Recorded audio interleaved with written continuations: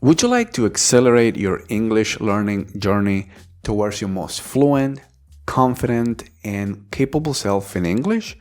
If that's you, what is the one question that you need to answer for yourself if you want to reach this English level?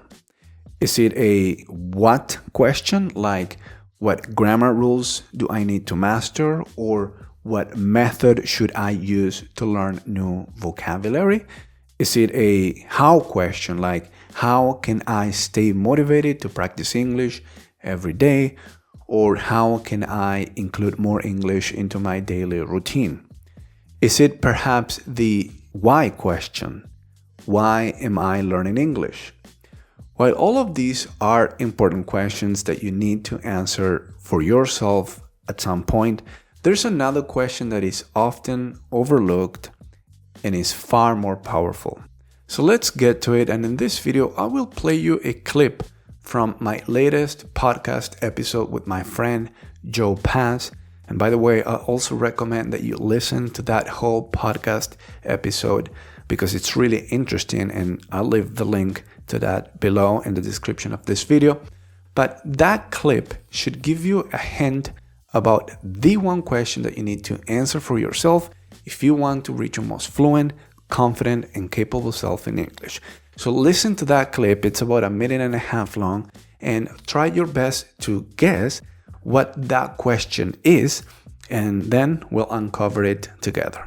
It's the year 2013. You're walking around downtown Tacna, which is the southernmost city in Peru, and you overhear two guys speaking English. And what do you do next? Tell me your side of the story. All right. So yeah, man, I was heading towards the movie theater. I overhear two individuals speaking English very well.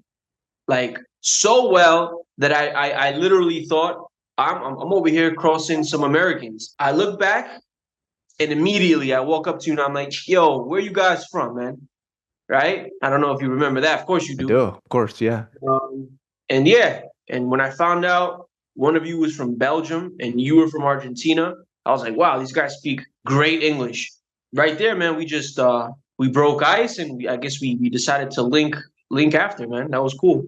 Yeah, definitely. We instantly made you part of our group, and my side of the story there, how I got to that place, to that moment in time, in that place in Tacna. So I was hanging out with this Belgium guy who had come to Peru on an exchange program himself. He was just starting to learn Spanish, and so we spoke in English between us. There you go. And again, that's a clip from the Heroic English podcast. If you want to listen to the whole interview, to the whole conversation that Joe and I had recently, you're gonna find the link in the description of this video below.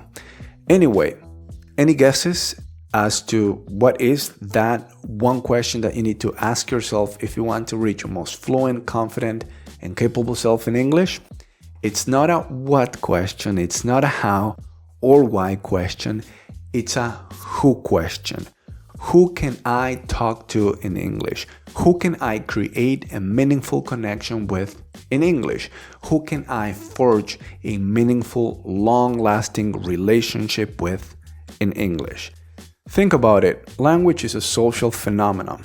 You learn it to interact with people and create meaningful connections with them. This who question links back to all of the what, how, why questions I mentioned earlier. Why do I want to increase my vocabulary? Well, I want to do that so that I can express myself better, so that I can have better interactions with people, which leads to me making meaningful connections with them. Why do I want to stay motivated in English? Well, because I want to keep improving so that I can have better interactions with people and, again, create meaningful relationships with them. And you don't wait for your English to reach a certain level to then say, okay, let's now make friends in English now that I've reached this level of English. It doesn't work like that.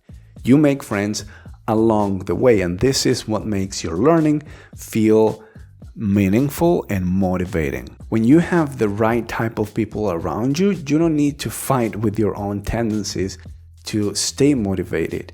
You just are motivated. And this isn't about whether you are an introvert or an extrovert. This is about the fact that we are, as human beings, social animals. And if you are an introverted person like myself, because believe it or not, I am an introverted, shy person most of the time. If that's you as well, well, then all the more reason for you to go out of your way and try to find those who's.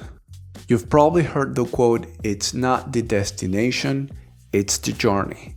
Here's a wonderful spin on it. It's not the destination nor the journey, it's who you're traveling with. If you want to go fast, go alone. If you want to go far, go together. Isolation is the enemy of excellence. And this is exactly the reality that I've observed myself throughout these years from interacting with so many English learners from all over the world. And it's that I've never seen anyone who's gotten to a high level of fluency that didn't cultivate a handful of meaningful connections along the way. It just doesn't happen. If you fail to make these connections with other people, what happens is most of the times people start to feel unmotivated, they start to feel bored, and they'll just give up. For me, Joe is one of those people that I was able to make a meaningful connection with. Even to this day, we're still in touch. We met, as you heard from that clip, from the story of the clip, we met back in 2013. But to this day, we're still in touch. Stefan, my Belgian friend, is also one of those people in my English learning journey. And if you really think about it, English doesn't change your life. People change your life. And English is just that initial link between you and those other people. The most important tip I can give you to accelerate your fluency is this: get in proximity with people that will inspire and empower you. Join a community of people that are doing the things that you wish you could do one day, and people that are already the kind of people that you want to become. Have you found that place already? I've made it my mission to create such a community, and that's what we are doing at Heroic English. We do all sorts of activities there. You are going to find peers and mentors. We will encourage you, challenge you, inspire you, and empower you. If you want to join us, it's a Facebook group, and you can find the link to that group again below in the description of this video podcast. But please, only join if you plan on being active there, if you plan on being an active participant. The community, as I said, is on Facebook and has about 2,000 members, but soon I will be kicking out 90% of those members. That's to say, all the members that are not active, and I'll be shrinking that community to about 100 to 150 members who are or have recently been active. I'm just interested in English learners that are invested in their journey, people that can contribute to the growth of this community and can have an impact on their peers. If that's you, again, join the group and start by uploading a video answering the following question: what dream will speaking English fluently and confidently help me achieve?